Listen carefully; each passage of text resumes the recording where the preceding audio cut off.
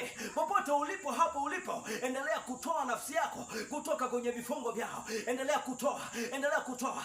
Sema nachomoka, sema natoka, sema natoka, sema natoka. Katika ulimwengu wa roho utakuwa unatoka, katika ulimwengu wa roho utakuwa unaondoka, katika ulimwengu wa roho utakuwa unaondoka.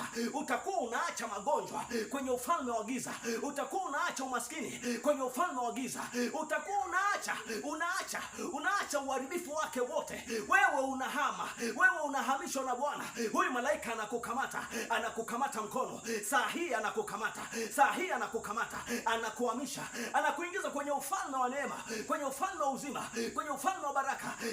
Anza sasa kuona ya kwamba umeshahama, hauna tena magonjwa. Hata kama unaona ugonjwa huko, endelea kuiambia, nimekwisha kuhama, nimeingia kwenye ufalme wa mwana wa pendo lake, nimeingia kwenye uzima, nimeingia kwenye neema, nimeingia kwenye uponyaji. Mwambie, iambie, nimeshaingia, nimeshahama, mimi si wako tena. Mwambie, mimi si wako tena. Wewe shetani na vifungo vyako, mimi si wako tena. Endelea kumwambia namna hiyo, endelea kuongea naye, na uzima wa Kristo Yesu umekwisha kuhamia kwako. Uzima wa Kristo Yesu umekwisha kuwa kwenye moyo wako. Uzima wa Yesu Kristo umekwisha kuwa juu yako.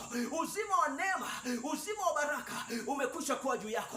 Popote pale ulipo, nguvu ya Mungu inaweza kukusaidia. Popote pale ulipo, nguvu za Bwana zinaweza kukusaidia. Popote pale ulipo Tanzania, popote pale ulipo duniani, nguvu za Mungu zinaweza kukusaidia. Usiwe na mashaka, usiwe na wasiwasi. Wewe jua ya kwamba Yesu ameshuka, amekuja, ameingia kaburini, amefufuka, na wewe umefufuka.